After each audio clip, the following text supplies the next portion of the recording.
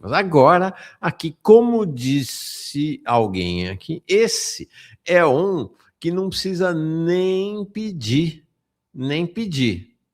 Abre a geladeira e já vai pegando o que quiser lá na geladeira. Gilberto Maringoni. Ei, Maringoni, bom ano para você. Que bom. Mauro, excelente ano, e eu quero te cumprimentar, porque nesses dias, acho que é amanhã, não é? Que você está fazendo um ano de Farol Brasil. Hoje? Ô, Mauro, que honra ser aqui o primeiro entrevistado do dia que está fazendo um ano. Para mim, isso é uma deferência, Olha, de fato, eu fico aqui emocionado com isso, com o privilégio, com a honra de estar aqui nesse dia.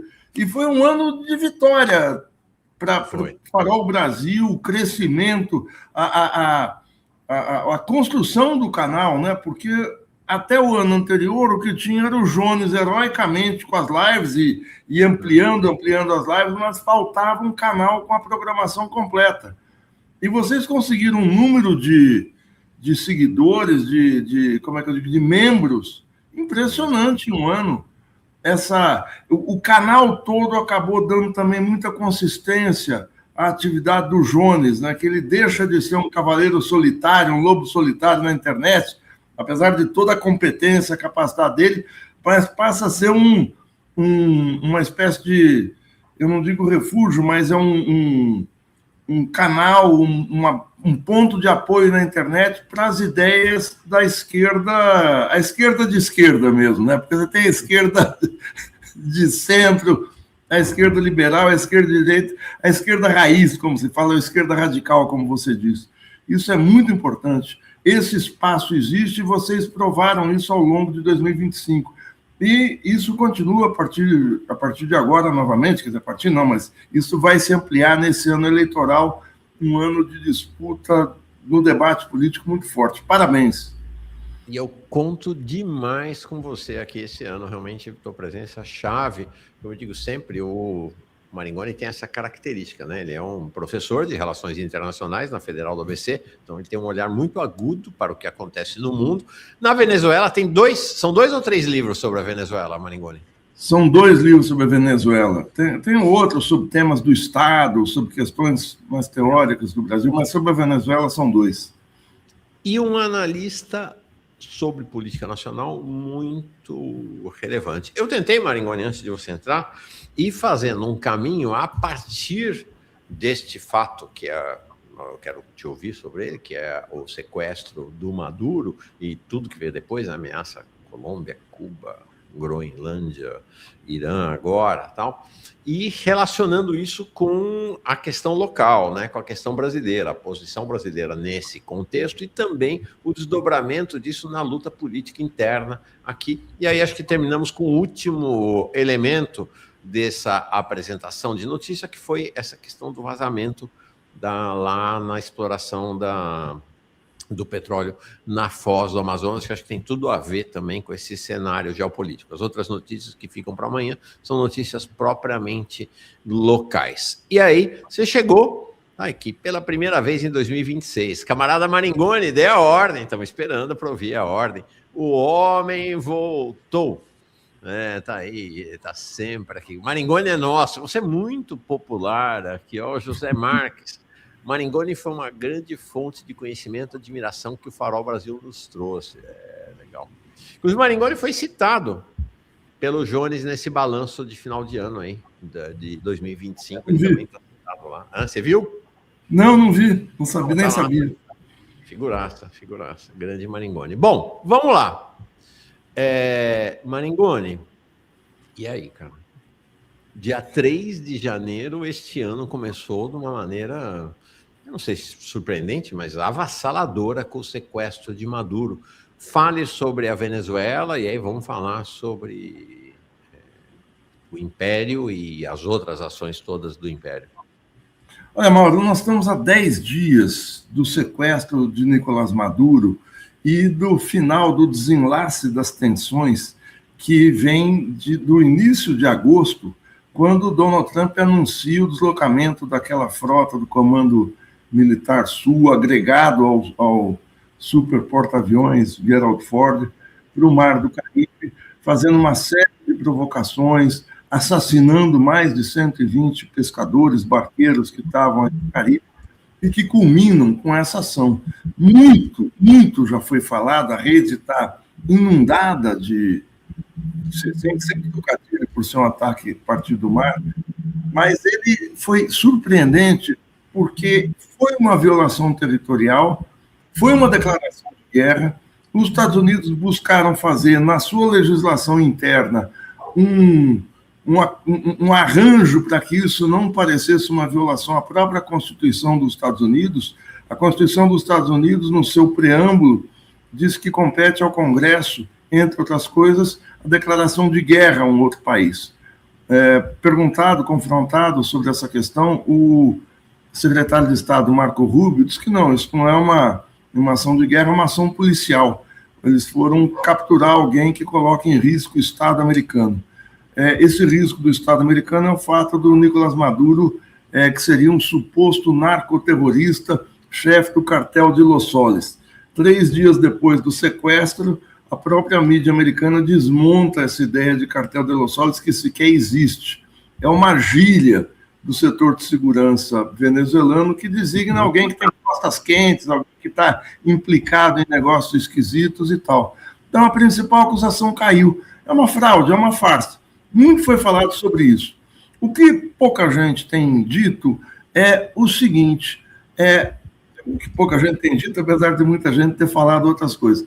Se fala o seguinte, olha, os Estados Unidos violaram o direito internacional, as leis internacionais, e essa é uma ação que acaba com a ordem internacional. Esses 2 temas são interessantes da gente dar uma examinada para ver o que tem de inédito e o que não tem de inédito. Ordem internacional, o que é ordem internacional? Ordem é determinado arranjo que você faz, determinado pacto, determinada combinação entre membros de uma coletividade para saber o que pode e o que não pode, e a partir disso você constrói um conjunto de regras. Quando você está dentro de um país, esse pacto, esse conjunto de regras, forma a superestrutura institucional. O que é isso em português, claro? Isso quer dizer o seguinte, eu vou estabelecer uma Constituição, um Código Civil, um Código Penal, enfim, um conjunto de leis para combinar a convivência entre pessoas, entre grupos sociais, entre distintas formas de convivência, mas distintas formas de inserção de pessoas, grupos, empresas, partidos e tal, numa determinada sociedade. Isso eu posso garantir dentro de um país porque eu tenho um comando central, que é o governo. É o Estado e tem um governo. Acontece que no mundo, nas relações internacionais, não existe governo. Tem um teórico britânico, que já falecido, Hadley Bow. O Hadley Bow escreveu, em 1976, um livro chamado A Sociedade Anárquica. Ele fala o seguinte, olha, nas relações internacionais, essa é uma ideia que vem do início do século XX, o que vigora é a anarquia. Anarquia não quer dizer bagunça, se bem que nós chegamos perto disso, mas quer dizer ausência de governo. Você não tem governo.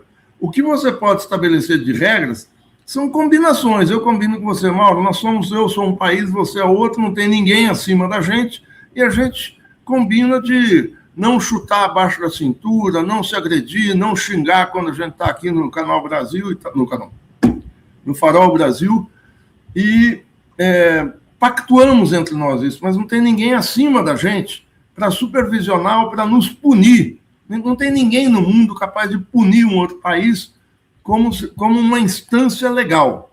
Existe alguém capaz de punir porque é mais forte.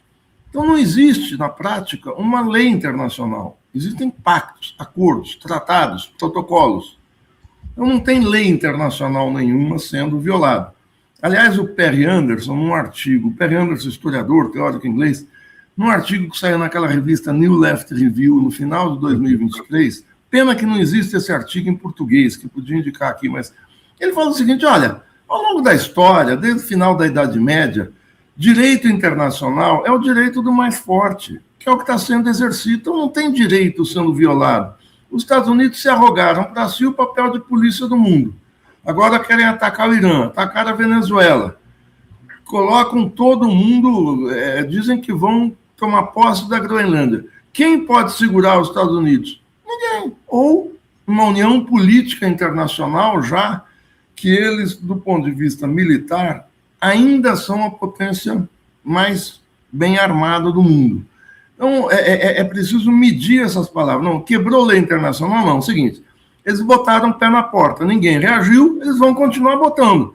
Botou o pé na porta na Venezuela, agora botaram o pé na porta no Irã. A China vai reagir? A Rússia vai reagir? Olha, você falou bem aqui no início do programa. Não faz parte da pauta da China um ataque ou uma ofensiva militar para defender seus interesses no Irã, que são muitos. E a gente pode detalhar isso depois. Então, nós estamos nessa situação de anarquia. Uma outra questão... Menos ainda na América Latina, né? Menos ainda na América Latina. Esse documento que eles soltaram no final do ano, que todo mundo está citando, a Estratégia Nacional de Desenvolvimento, que eles falam da doutrina Monroe, América para os americanos, eles estão dizendo, isso aqui é nosso quintal, uma cara dura.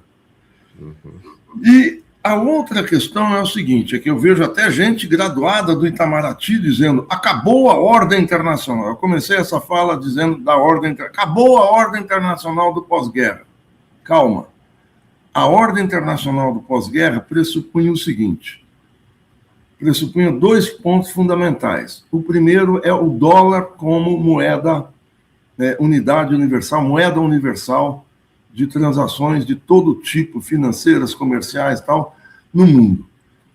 No acordo feito no final da guerra, em 1944, em Bretton Woods, também todo mundo cita isso, o que se estabeleceu é o seguinte, vocês topam? Os Estados Unidos do mundo já eram uma potência hegemônica ali em 44. Os países, 60 e poucos países ali colocados, pressionaram os Estados Unidos a falar o seguinte, tá bom, a gente aceita, desde que a gente tenha previsibilidade em saber qual é o valor do dólar. Vocês vão ter que estabelecer o seguinte, a quantidade de dólares circulando pelo mundo vai corresponder a uma determinada quantidade em ouro depositado no Tesouro Americano. Tá bom, tá bom. Ouro e dólar, padrão dólar, ouro, dólar, que estabelecia um câmbio fixo, um preço fixo entre o dólar e o ouro. Isso dava previsibilidade às finanças internacionais. Em 1971, ali por setembro, outubro, o presidente Nixon, tendo problemas na economia americana, resolve unilateralmente romper o valor dólar-ouro, entre outros motivos, porque todos os países do mundo podiam manejar o seu câmbio, o valor da sua moeda, aumentando ou reduzindo taxa de juros, podiam valorizar ou desvalorizar em relação ao dólar. O dólar não podia fazer isso em relação ao ouro. Isso limitava a ação financeira, a ação dos Estados Unidos em criar câmbios, um regime de câmbio competitivo. O que significa ter um câmbio competitivo? Em determinadas situações, eu preciso de um dólar desvalorizado para impedir, para que todos os produtos estrangeiros, eu estou pegando a parte mais simples da história, tem muitas implicações, para que os produtos estrangeiros fiquem mais caros para entrarem no país, para os Estados Unidos comprarem. Então, eu crio uma barreira não tarifária, ou seja, não é uma tarifa para a entrada de produtos estrangeiros. Quando eu preciso importar, ter propensão a importar, eu valorizo o dólar, todas as moedas ficam com valor mais baixo e tudo se torna barato no mundo para eu comprar. Eles não podiam fazer essa operação relativamente básica nas taxas de câmbio internacional, muito importante, mas básica. Aí o Nixon quebra. Rompeu-se ali a ordem internacional do pós-guerra. Qual era a segunda ordem internacional? A segunda ordem internacional, feita em 2 meses depois, numa conferência em Dumbarton Oaks, no estado de Washington, que era a conferência que criou a ONU. Qual era o trato? A ONU vai congregar todos os países, vai ter um conselho de segurança que vai decidir tudo. Nenhum país vai poder agir fora da Carta da ONU, que impede invasão territorial, coloca a soberania como inviolável, enfim, é uma carta em 30 e poucos artigos, é muito importante, está na internet, é fácil de achar. A Carta da ONU passava a ser uma espécie de Constituição Universal, o que nunca existiu. Os Estados Unidos, em 1950, quebram a Carta, 5 anos depois, dão um golpe na Rússia, fazem uma manobra para que a ONU aprovasse a invasão da Coreia, para iniciar a Guerra da Coreia. Eles fazem isso para bombardear, em 1998, bombardear Belgrado, atacar a Iugoslávia, fora da ONU, passando por cima da ONU. Fazem isso para atacar o Irã, enganam a ONU, falsificam documentos, aquela história de que teriam armas de destruição em massa para atacar, que justificariam o ataque ao Irã. Enfim, a Carta da ONU foi violada em 1950, 98, estou pegando os principais, 2003, a ordem internacional já foi para o espaço há muito tempo. Agora reafirma-se que a ordem global não existe. Não tem uma novidade. A novidade é a seguinte: os Estados Unidos estão fazendo isso porque estão tendo problemas em exercer a sua hegemonia. Mas eu continuo depois, senão eu tomo conta do teu primeiro programa aqui, Domo de Chato. Não, mas a ideia é você tomar conta mesmo. Deixa eu ler aqui umas mensagens sobre o acordo. Vamos ver se dá tempo da gente falar disso hoje.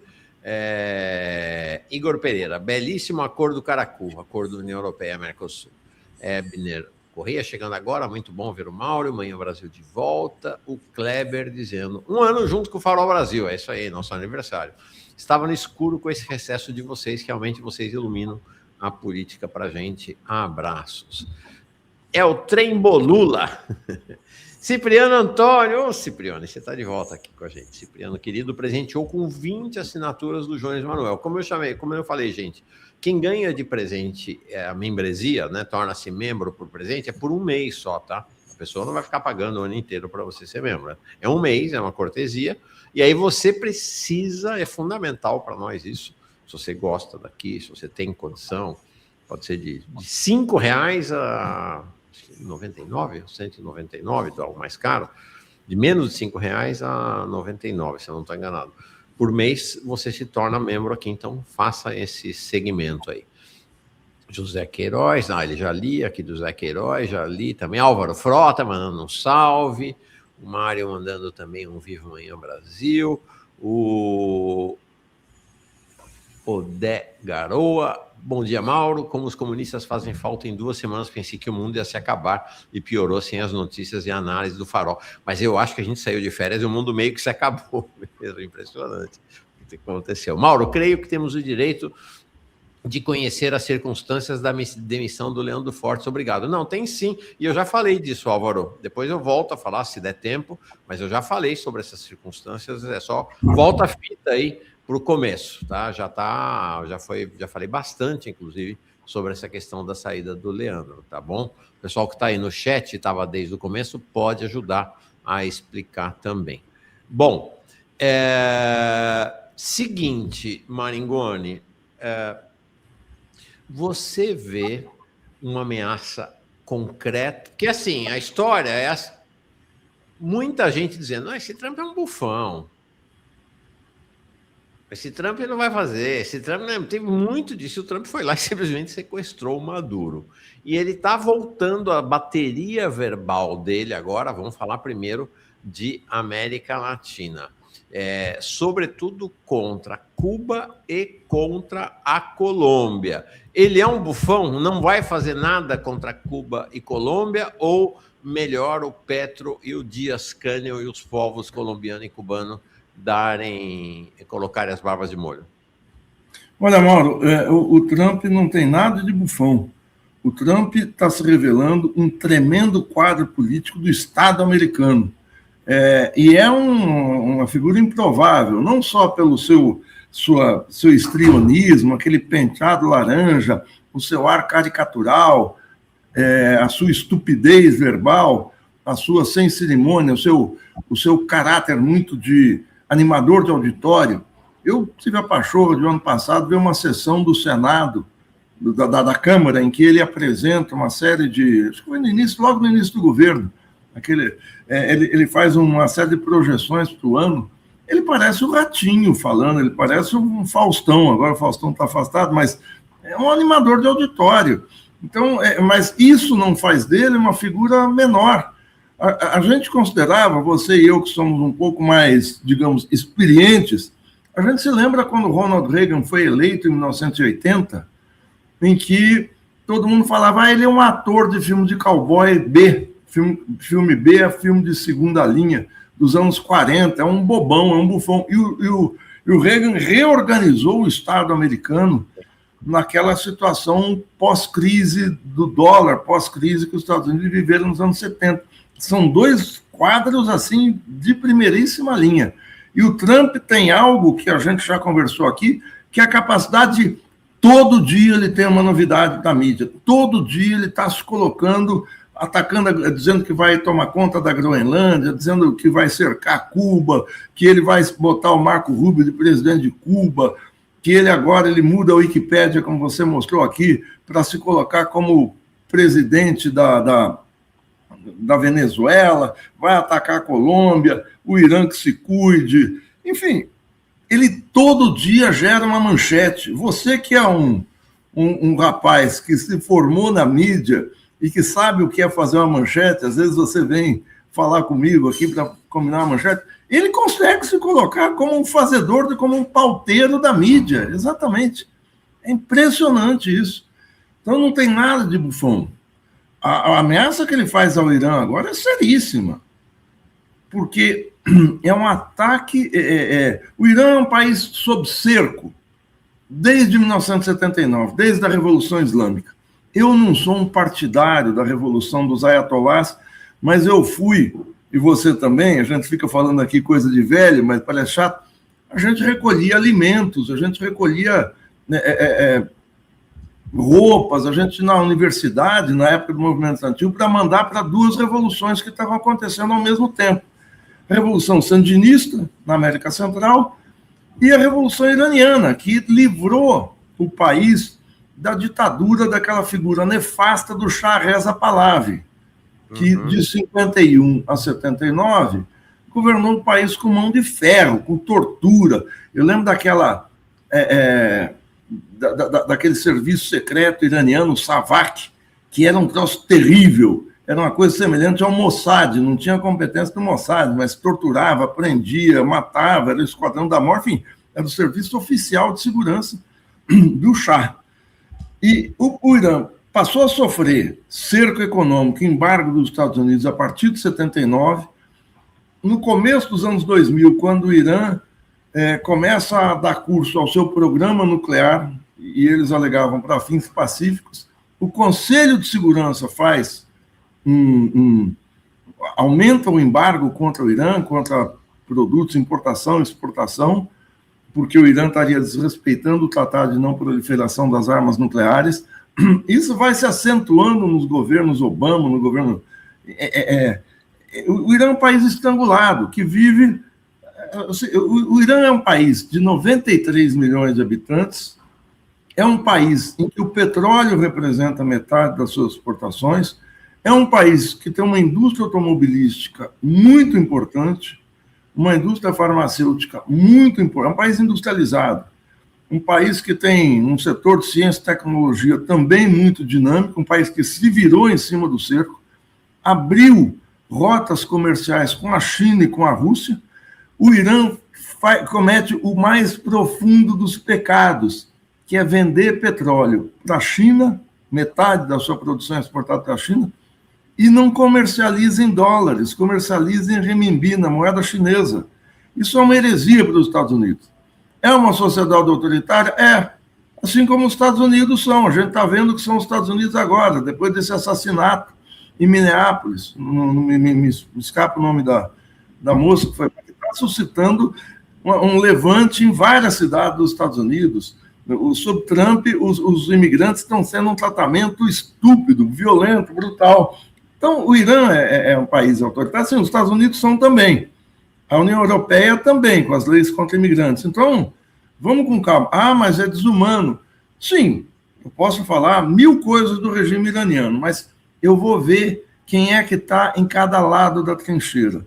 Quem é que está apoiando as manifestações que começaram agora, dia 28 de dezembro, em várias cidades? Quem apoia? Donald Trump apoia. O filho do Shah Reza Pahlavi é um entusiasta dessas manifestações pela derrubada do governo. Já tem gente lá no governo americano falando dele ser o presidente do Irã a hora que derrubarem o... Exato. É uma dinastia. A dinastia Reza Pahlavi, meu Deus do céu. Que tem 2.500, segundo eles, tem 2.500 anos, eu não sei como é que se estabelece, mas restabeleceu uma dinastia no Irã, uma dinastia títere, uma dinastia ligada umbilicalmente à Casa Branca. Como é que isso vai melhorar a condição de vida das pessoas? Então, é preciso medir. Você precisa ampliar a democracia no Irã? Precisa no mundo todo. Agora, quem é que está querendo a derrubada? Por que isso começa de repente? De repente não, a gente sabe, o Irã vive uma crise séria, o país teve um crescimento mediano nos últimos anos, mas esse ano, de 2025, o crescimento deve ser de 0,6%, é baixo. Houve uma desvalorização forte da moeda nacional. Agora, é um país da periferia do mundo, mas, ao mesmo tempo, é o principal país da nova Rota da Seda, é um país fundamental na formação, embora não seja fundador do BRICS, mas é um país fundamental no BRICS, é um país fundamental do sul global, e o ataque ao Irã que os Estados Unidos querem fazer, no fundo, é um ataque à China. É cortar o fornecimento de petróleo para a China. No ataque à Venezuela, está implícito, um dos motivos determinantes, é porque uma quantidade imensa do petróleo que ainda está no subsolo da Venezuela já foi vendido pela Venezuela para a China, no auge da sua crise entre 2014 e 2017. A Venezuela contraiu vultosos empréstimos na China para conseguir manter o país funcionando. A China exigiu como garantias petróleo comprado no mercado futuro, ou seja, tem petróleo vendido no subsolo da Venezuela até 2045. 30 anos de avanço, comprado com 30 anos de antecipação. Se cortar o fornecimento de petróleo venezuelano para a China, vai haver abalo na economia chinesa. Se corta o fornecimento de petróleo iraniano, tem um abalo maior na economia chinesa. A China não produz petróleo, não produz uma quantidade muito pequena, mas esses dois países são, assim, um alvo muito definido que os Estados Unidos estão fazendo. Não vamos achar, tem gente ingênua, até na esquerda, não sei se ingênua, interessada, o que é, dizendo, não, pouco importa quem esteja apoiando a população iraniana para derrubar o governo, nós temos que derrubar esse governo. Sim, você derruba esse governo, você acaba com o país, principal fornecedor de petróleo para a China, você abala o BRICS, você vai acabar com o principal opositor do sionismo em Israel, no Oriente Médio, um país que apoia vários partidos nacionalistas, entre eles o Hezbollah, parênteses, vão gritar assim, apoia o terrorismo. Não, o Hezbollah não é um grupo terrorista, o Hezbollah é um partido político que tem seu braço armado.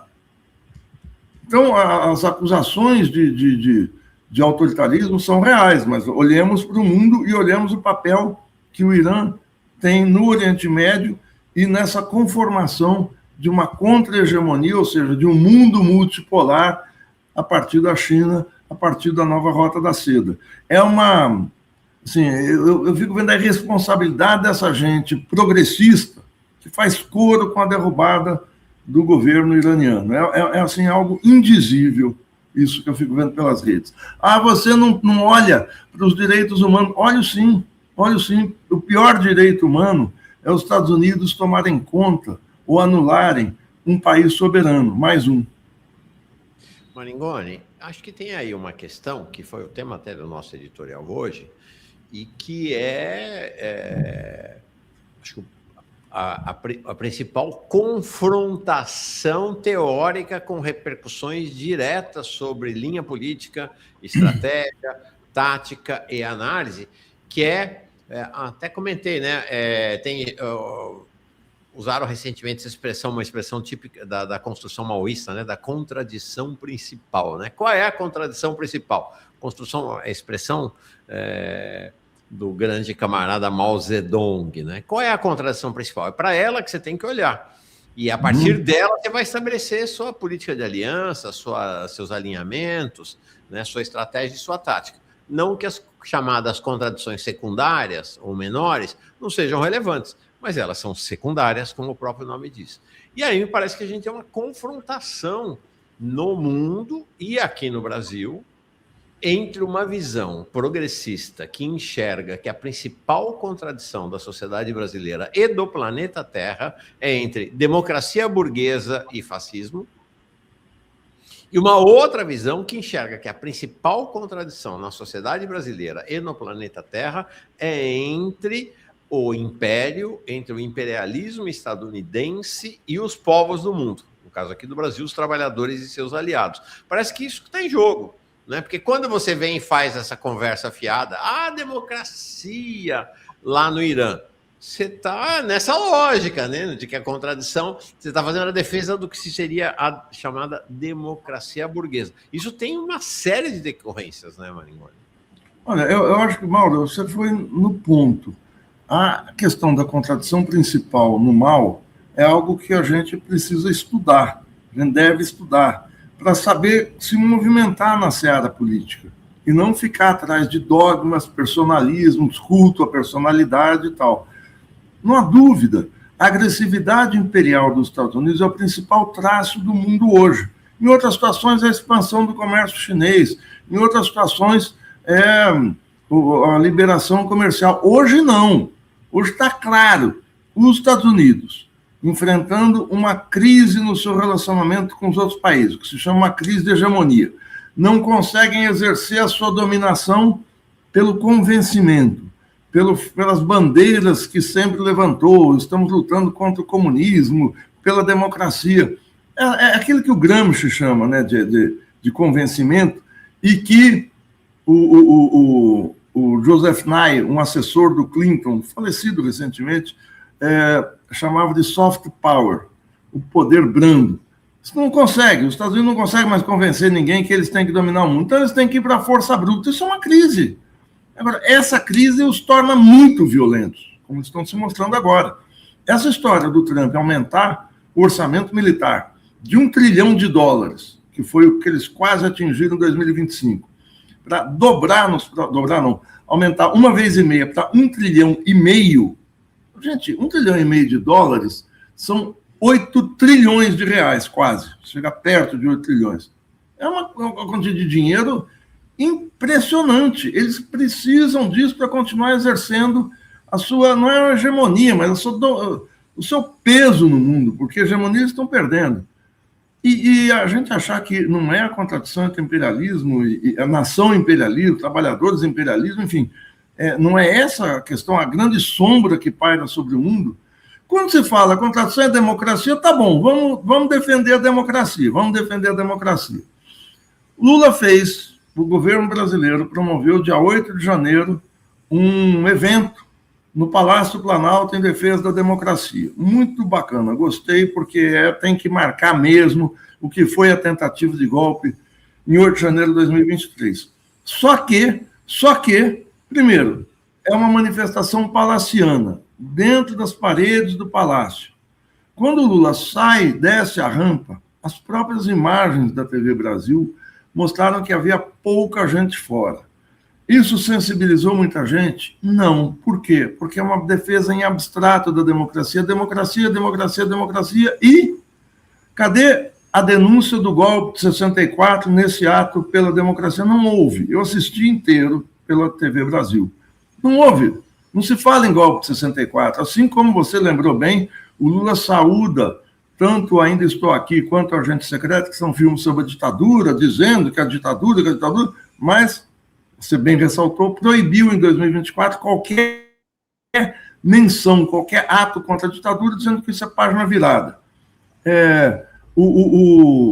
A defesa da democracia implicou, nesse 8 de janeiro, nessa festividade, é uma festividade boba, uma coisa de baile de debutante, todo mundo de terninho, não tem nenhuma denúncia do setor militar, o que os militares fizeram nesse golpe, a concentração de bolsonaristas na frente de quartéis, a lassidão com que as Forças Armadas e o próprio ministro da Defesa trataram essa questão. Então, você fica falando de democracia em abstrato. E é aquele negócio, né? Todo mundo faz um discurso preparadinho no microfone e não faz um discurso de confronto, porque democracia é confronto. Então, a defesa da democracia, por parte deles, também é pífia. Quando eu falo isso, quando você fala isso, nós somos atacados, Mauro. Somos atacados pesadamente. Nós somos estigmatizados. Agora, faz parte da luta política você ser estigmatizado. 2026 é um ano de confronto de ideias, deveria ser, de estabelecimento de projetos de país, de você colocar distintas visões de como desenvolver, de como ir adiante. É esse o momento. O que o presidente Lula faz numa das suas primeiras cenas de... Opa, congelou. Congelou. Pera lá, Maringoni. Deu uma congelada. Descongela, Maringoni! Deixa eu ver aqui se ele está congelado de fato.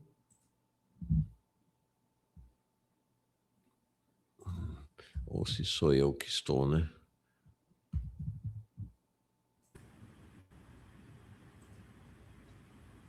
Não, é o Maringoni mesmo que está congelado. Eu que caí? Caiu. Voltou. Você estava dizendo que uma das primeiras cenas do ano é o presidente Lula e aí congelou. Foi o presidente Lula na Restinga da Marambaia. Aí todo mundo fica exaltando. O presidente Lula está com uma invejável forma física aos 80 anos. Está mesmo, admirável, bacana. Mas isso não pode ser o centro do debate. O debate tem que ser o que ele falou. Senão é como eu escrevi na internet, né?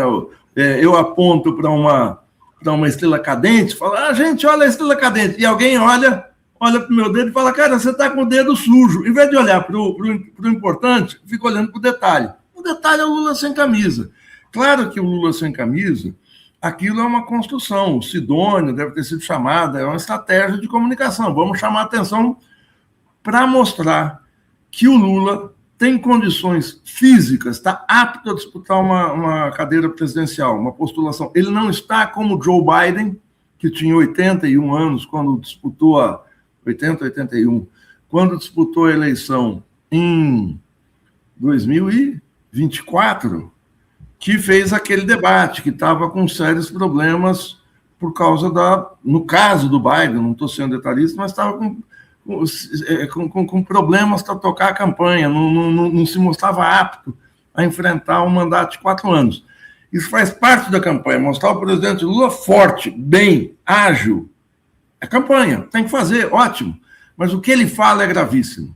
Ele fala do encontro das águas que vem da esquerda e da direita, e por isso é preciso acabar com o preconceito entre esquerda e direita. O que ele está dizendo? O que você colocou na manchete. Vamos juntar a esquerda e a direita para construir a democracia, projeto, não sei o quê.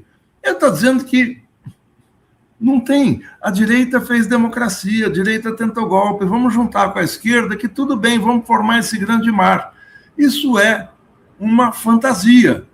Na beira de uma campanha eleitoral, o Lula diz o seguinte, não vamos discutir política, porque política é você ver diferenças para chegar a uma síntese, para você estabelecer um projeto. Fala, não existe um projeto diferente, é tudo igual. Esquerda, direita, todo mundo está num barco só, está no mesmo mar. Isso é um escândalo. Porque, em geral, como lembrou o nosso camarada Milton Temer numa postagem aí no Facebook dele, citando Leon de Condor, que era uma outra figura que já falecida, muito importante. Ele diz o seguinte, todo aquele que diz não haver diferença entre esquerda e direita é de direita. Eu não digo que o presidente Lula seja de direita, mas essa fala é uma fala de direita. Dizer que não há diferença entre esquerda e direita, como é que eu faço isso no ano eleitoral? Aí quem é acusado de sabotar o Lula, você e eu que apontamos essa questão. Não, eu quero que o Lula pare de falar isso para que a campanha, para que ele confronte a direita, ele não quer confrontar. Então, o confronto esquerda-direita é básico na democracia. Então, nem a questão democrática contra o fascismo está sendo alçada a ser ao centro do palco, ao centro da batalha.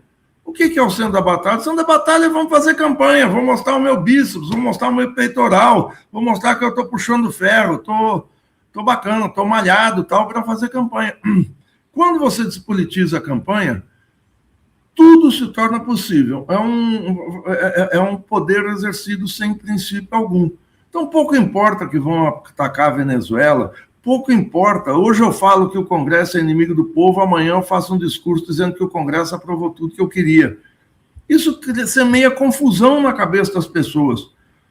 Depois, aí falam, mas o Lula está em alta, o Lula ganha de todo mundo. É verdade. Hoje, nas pesquisas, sim. Mas o lado lulista está contando com algo que eu não sei se mantém.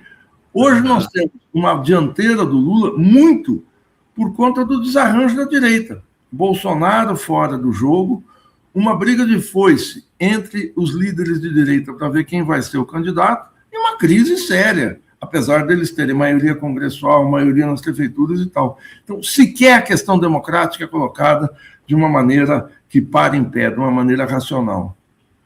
E ainda falando sobre essa questão, mais voltado para o tema internacional, Maringoni, eu quero te perguntar sobre o governo Lula e a Venezuela. Mais cedo eu mostrei aqui diplomatas do Itamaraty, off the record, dizendo que a postura do governo Lula em relação a Maduro e a Venezuela, na prática, favoreceu a ação dos Estados Unidos lá. Como é que você vê a postura do Brasil em relação à Venezuela? Olha, Mauro, eu não tenho dúvida que a posição brasileira enfraqueceu a Venezuela no plano internacional. Porque desde quando o governo brasileiro não reconheceu a eleição de Nicolás Maduro, reconheceu, só para fazer o contraponto, reconheceu em meia hora a eleição do Guillermo Noboa no Equador, uma eleição feita em estado de sítio. Reconheceu imediatamente, no final de 2022, o golpe de Estado da Dina Boluarte no Peru. Reconheceu um golpe de Estado, dizendo que fazia votos que ela fizesse um ótimo governo. Passa o pano para uma série de situações internacionais, em especial o comportamento de Donald Trump, os ataques que o Donald Trump tem feito no mundo. Esse não reconhecimento e o impedimento para que a Venezuela entrasse no BRICS foi uma página triste da diplomacia, muito triste da diplomacia brasileira. Nós estamos tendo uma diplomacia rebaixada e nos faz olhar para trás. Primeiro, vamos olhar para o mundo, né? A postura brasileira em todo lugar é o seguinte: não, o Lula é muito respeitado no exterior. Tá bom, respeitado, quais são os feitos nesse terceiro mandato? Fizemos a COP. Patrocinamos o G7. Fizemos o encontro do BRICS. Sim, evento a gente sabe fazer. Agora, evento não é uma coisa tão difícil quando você tem o governo na mão, você tem dinheiro, você pode formar equipe e tal. Qual é o problema em fazer evento? Não, mas o Lula declarou que a América Latina é uma zona de paz. Sim, isso é uma diplomacia declaratória. Eu quero ver se essa declaração se constitui num protesto político, dando nome aos bois. Até hoje, Lula não disse que Donald Trump, o governo americano, está atacando a Venezuela, atacou, violou o espaço e sequestrou o presidente Nicolás Maduro. Fala genericamente que é inadmissível um ataque externo, fala genericamente que houve a captura do presidente. Captura é quando eu quero capturar alguém que está fugindo da justiça, eu capturo. Ali não, Maduro está no seu país, na sua casa, e ele é sequestrado, é um crime. Sequestro, se houvesse leis internacionais, a gente fosse olhar para as leis brasileiras, é um crime inafiançável. Foi feito um sequestro. Então, a postura brasileira, evidentemente, por ser o maior país da América Latina, por ser 60% do PIB da América do Sul, por ser um dos 5 maiores países em extensão territorial, em população do mundo, teria peso. Aí os petistas falam: você está maluco? Você quer que o Lula bote o quê? Canhão contra os Estados Unidos, que desloque os navios lá em direção à Flórida? Não, não quero. Eu quero que faça uma ação política de articulação pela unidade, se não da América Latina, porque hoje isso é impossível. Você tem a extrema-direita, Milei, Cast e outros apoiando a ação americana, mas pelo menos criar um cinturão democrático, buscar unificar, ligar pontos. Cláudia Sheinbaum, governos de alguns países da América Central, governo da América Latina, Se a gente olhar para a última reunião do Conselho de Segurança da ONU, a maioria dos países ali presentes, inclusive a França, que tinha uma posição de apoio a Donald Trump no dia da invasão, inclusive a França, se colocaram contra a invasão. Por que o Brasil não pode articular e fazer disso uma frente política contra a invasão, contra a intervenção? Não, não se mexe. Então, que diplomacia ativa e altiva é essa? Cadê o papel que a diplomacia brasileira teve em algumas situações muito dramáticas no primeiro e no segundo mandato? Eu sinto falta que faz o Samuel Pinheiro Guimarães, um grande brasileiro, nacionalista, um patriota, que era o secretário-geral do Itamaraty, e o grande amigo meu, Marco Aurélio Garcia, que formulou uma política externa muito mais ousada do que essa que a gente tem agora. Você deixa a política externa na mão do Itamaraty, o Itamaraty, tirando vários diplomatas novos, progressistas, ou melhor, de esquerda, você deixa na mão de Mauro Vieira e dessa burocracia do Itamaraty, que serve a qualquer governo. Mauro Vieira foi o representante do Brasil na representação diplomática na ONU no governo Temer. Ele sai do Itamaraty e ganha um dos mais cobiçados postos da diplomacia brasileira, que é a representação na ONU. Ele não foi escanteado. Ele não foi promovido, cara, mas ele caiu por um patamar privilegiado. Deixar o Itamaraty na mão dessa gente que se julga técnica, eu sirvo qualquer país, eu sirvo o Brasil. Não, cada governo tem uma orientação. Então é um problema essa diplomacia brasileira. É uma política externa que prejudica o Brasil.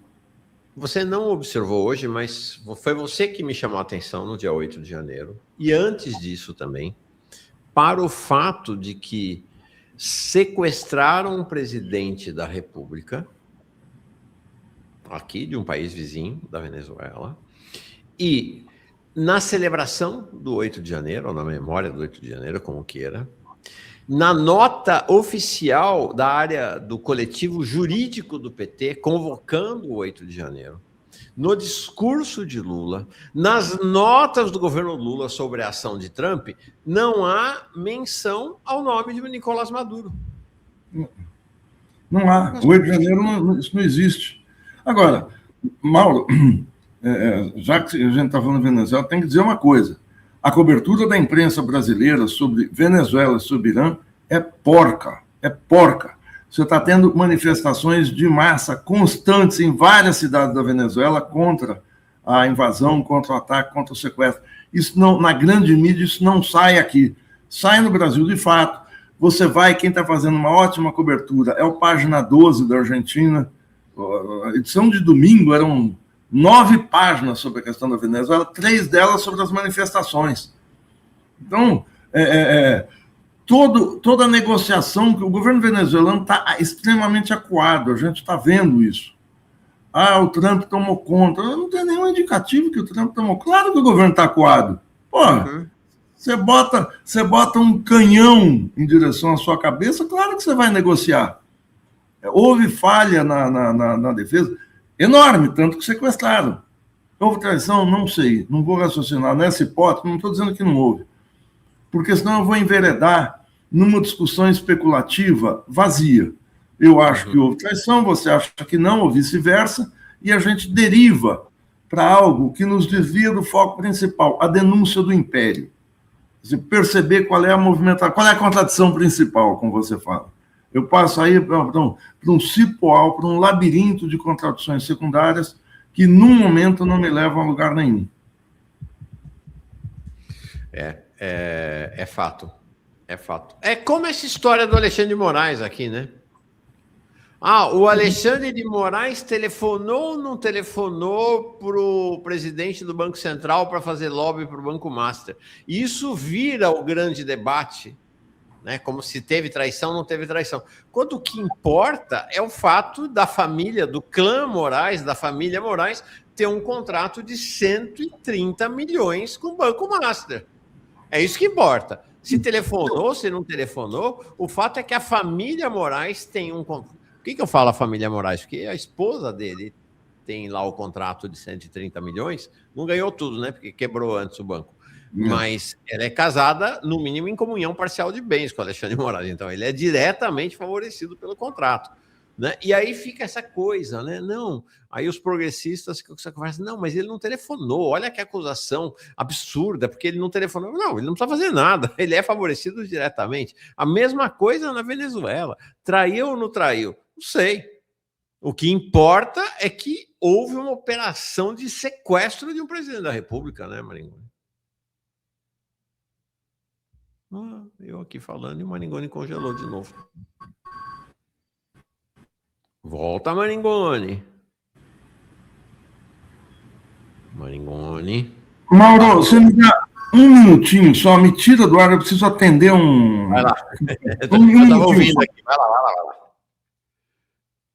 Eu quero terminar a conversa com o Maringoni. Vou ver o comentário que ele faz agora.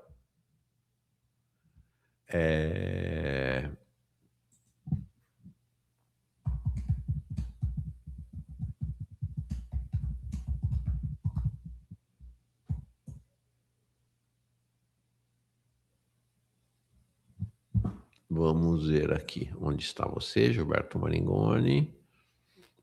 Já está voltando. Essa história realmente é muito escabrosa. Deixa eu até colocar aqui. É o iFood que chegou, será? Acho que não, porque ele não pegou pacotinho nenhum. Pronto. Fala, Maringoni! Mauro, desculpa, eu tive que resolver um probleminha aqui, doméstico. Aqui. Mas, Mauro, essa questão do debate político esse ano seria fundamental. O único período, isso é mais uma vez citando Milton Temer, ele sempre lança, ele vai estar aqui na sexta, se não me engano. Ele vem aqui, sexta-feira ele vem aqui. Ele sempre fala, o único período em que o país inteiro está voltado para debater problemas nacionais é na eleição presidencial. Porque é uma questão que não é uma eleição para prefeito, não é governador, não é uma eleição secundária. E nessa questão, se a candidatura principal, a candidatura que se pretende progressista, não coloca a questão nacional, coloca a discussão da forma física, da barriga tanquinho, nós estamos lascados, porque não entra no debate, você não coloca grandes questões do desenvolvimento, questões da posse das riquezas naturais, terras raras e outras, a questão das privatizações criminosas feitas nos últimos 30 anos, as questões de opções, se nós vamos continuar com o projeto nacional que nós temos desde 1994, que é o projeto do rentismo, do ajuste fiscal, ou nós vamos pegar esse entulho, esse lixo, que é o arcabouço fiscal, o ajuste, jogar fora e colocar o país na rota do desenvolvimento, colocar um Brasil para os brasileiros de maneira grandiosa. Então, porque senão nós vamos ficar na mediocridade. Na verdade, discutir a barriga tanquinho é impedir que se debata essa questão que você tem colocado, que é a possibilidade de fazer um mega ajuste fiscal entre as eleições e a posse do novo governo, que vai cortar os pisos de saúde e educação, que vai reduzir definitivamente o orçamento da área social, que vai privatizar mais do que esse governo está privatizando. Isso nada está em pauta. O que está em pauta é a barriga tanquinho. Eu quero presidente que está na praia com barriga tanquinho. Fica fazendo memes com o Bolsonaro com uma forma física um pouco nada elegante, não é nada elegante, cada um tem a forma física que for. É um negócio, inclusive, esteticamente preconceituoso. Então, quer dizer que se alguém está com sobrepeso, ele é uma pessoa menos eficiente. Né? O Churchill jamais poderia ser... Eu não queria o Churchill, mas o Churchill estava com sobrepeso. Eu vou ficar... Stalin. Hã? O Stalin. O Stalin era baixinho, tinha 1,62 m, tinha um problema no braço, um problema de criança que ele teve, uma infância miserável. Napoleão tinha menos de 1,50 m e pouco. Então, esse é o problema a ser discutido, um problema que infunde preconceito. É isso. Quer dizer, quem não tem barriga tanquinho é incapaz. É essa. Então, pelo amor de Deus, gente, a questão é discutir problemas nacionais e como solucioná-los. Queria encerrar por hoje, mas por hoje, hein? Porque vai ter muito mais Maringoni ao longo de 2026 aqui, com uma última questão que é, né, o governo Lula olhou para o lado, para o tema da Venezuela. Na verdade, cá entre nós, nos bastidores, celebrou, porque tira um problema, né? Para ele, resolve ali um problema tal. Mas o que bombou mesmo, paralelamente ao sequestro de Maduro, é o acordo União Europeia-Mercosul. Acabou saindo o acordo. E, Maringoni, o acordo está sendo, estou chocado, está sendo festejado em grande estilo por toda a turma progressista. Acho que só vi o Breno do PT falando contra o acordo. O resto, até o Rui Falcão, todo mundo comemorando esse acordo aí, cara. Chocante. Não, tem gente que está dizendo que o governo já deu um giro à esquerda, que chega, né? Não, o acordo, Mauro, como o pessoal do nosso campo tem denunciado, é um acordo lesivo aos interesses nacionais, que desindustrializa o Brasil. Até a Folha de São Paulo falou, olha, quem vai se beneficiar é a classe média alta, que vai poder consumir vinhos e carros importados com imposto zero.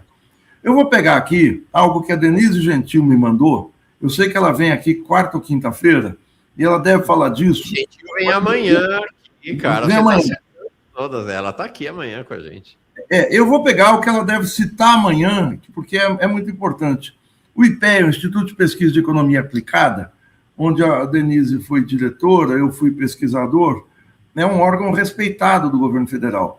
Mas foi feita uma nota técnica, quer dizer, em 2023, ainda com uma versão anterior do contrato, mas o IPEA, no primeiro ano do governo Lula, fez uma nota técnica favorável, tentando dar uma adocicada no acordo. Mesmo a nota técnica mostra os danos do país. Eu vou pegar a conclusão da nota técnica que a Denise me mandou e vou ler muito rapidamente. Não quero cansar ninguém, mas a nota técnica, os seus parágrafos finais dizem o seguinte: em síntese, as simulações aqui apresentadas, uma série de gráficos, tabelas e tal, mostram resultados majoritariamente positivos. Eles começam falando isso, do acordo Mercosul-União Europeia para a economia do Brasil. Em termos setoriais, o agronegócio é o maior beneficiário, ou seja, é uma coisa claramente feita para o setor do fazendão. Olha só. Mas o impacto sobre a indústria de transformação mostra prejuízos concentrados em alguns setores, quais sejam máquinas e equipamentos elétricos, têxteis e produtos de metal, e perdas modestas para a maioria dos demais, bem como ganhos para alguns setores, notadamente os mais tradicionais, ou seja, o setor de commodities, baseado em commodities, como calçados, artefatos de couro, metais não ferrosos e produtos de madeira.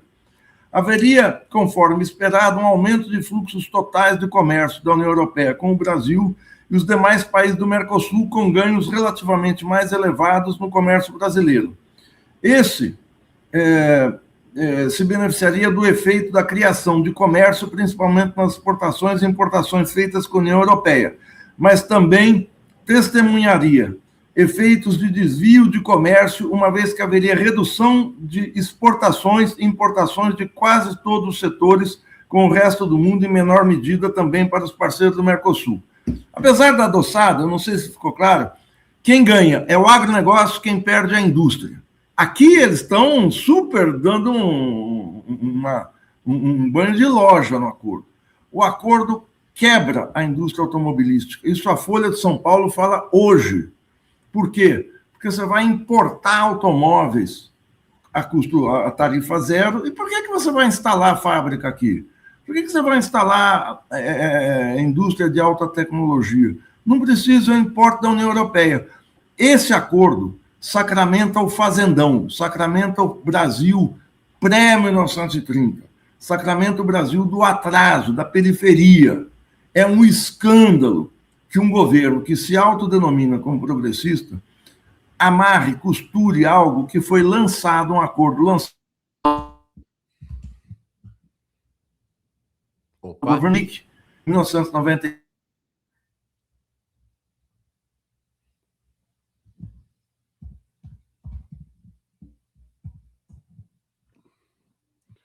Opa, congelou de novo o camarada. Elton, Brasil fazendão de todos. Brasil fazendão de todos. É o governo Washington Luiz de volta. Uhum. Maringoni? Oi, Mauro, você está me ouvindo? Você está me... Estou ouvindo sua voz, mas congelou sua imagem de novo. Ué? Não sei se cortou, mas eu disse que isso aqui é o Brasil pré-30 de volta. Quem acha que saudade não tem idade, acha voltar 100 anos no tempo muito bacana. Então, tem uma versão, o Gabriel aqui está dando conta, inclusive, dessa versão, dizendo assim, que eles estão... Um dos motes dos progressistas para defender o acordo que teria havido mudanças nos termos do acordo, que a versão definitiva não teria ficado tão ruim para a indústria brasileira. Gente, não tem como. O acordo é feito para que o Brasil amplie as suas exportações de produtos primários, de produtos agrícolas. O Brasil não tem uma indústria competitiva para competir com a União Europeia. Não é exportar. Eu não estou preocupado que o Brasil não vai ampliar a exportação. Quer dizer, eu estou, mas não é o principal. O principal é o seguinte: o Brasil vai importar a preço barato produtos, mercadorias que nós fazemos aqui dentro. As compras governamentais, parte delas, existem salvaguardas, mas não todas. Então, você vai entrar com... Se eu posso comprar, no mesmo valor, um carro importado da Alemanha, com toda a mística que tem, estou comprando um carro importado, ou um carro fabricado aqui, eu não vou ter dúvida, eu vou comprar o carro alemão. Sim.